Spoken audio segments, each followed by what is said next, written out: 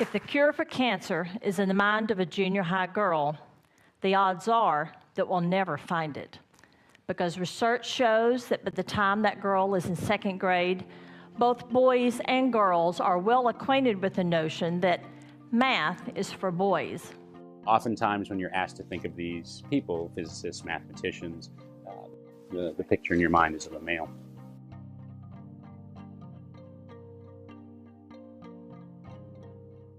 There aren't enough women in science, technology, engineering, and mathematics, fields otherwise known as STEM. In engineering and computer science, the situation is particularly dire.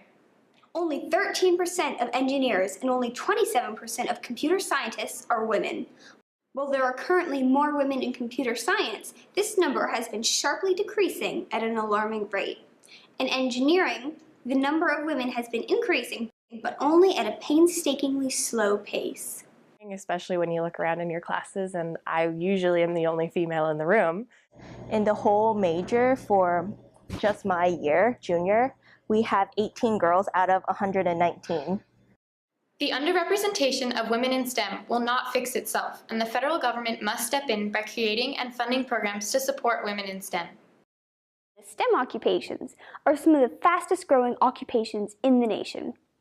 The Economics and Statistics Administration predicts that STEM occupations will grow by 17% from 2008 to 2018, while non-STEM occupations will only see 9.8% growth. You find lower unemployment rates and higher salaries than the rest of the economy. Unfortunately, the U.S. Census Bureau found that in 2011, while women made up almost half of America's workforce, they occupied only a quarter of STEM jobs. We also have a similar problem with nursing. We don't have enough men going into nursing, and we have this big shortage of nursing professionals. In addition, the number of women of color is extremely small. Women of color make up less than 10% of engineers and scientists. The young girls of color may be in areas in schools that are even more underprivileged and are not being exposed to these programs early on.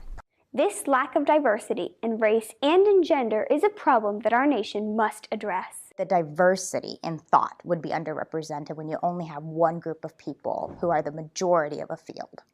To fix this problem, the federal government needs to take action now to address this disparity because the gender gap exists for reasons we control.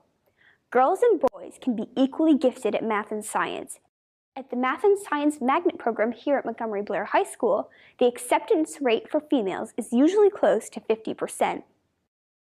The gap between boys and girls becomes apparent when students get to choose whether to pursue these fields.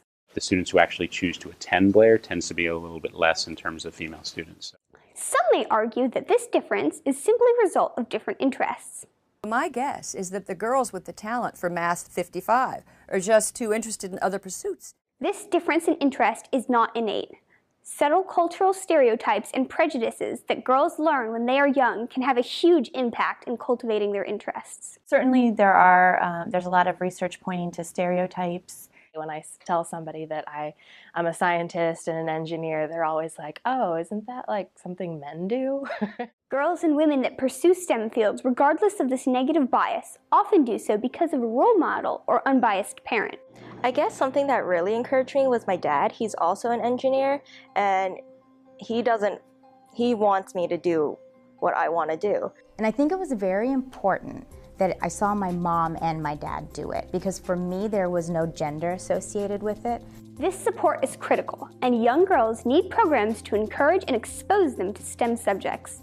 The Women in Engineering program at the University of Maryland offers programs to provide this support and exposure.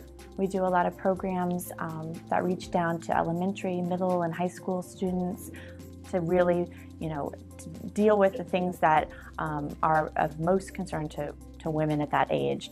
Women in Engineering also continues this support at the university level as the gender gap starts to widen even more. We have a living and learning community, as I mentioned. It's called Flexus, and it's all women engineering students that study together and live together. It has really improved our retention rates. We also have mentoring programs, which is important, especially for women, to have a shoulder to lean on, to have someone to talk to. The government must also address the discrimination women face in STEM workplaces. In recent years, society has become more accepting of women in the workplace, but implicit and unconscious biases can still negatively impact women.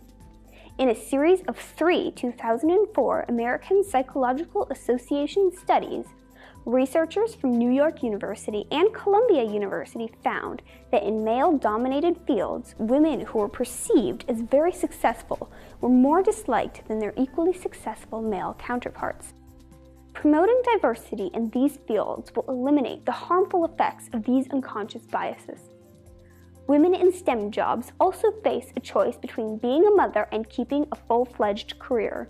It's a different problem of women who are making personal decisions to not pursue their careers so they can have a balance in work and family. Men rarely face this difficult decision and, as a result, workplace gender gaps increase.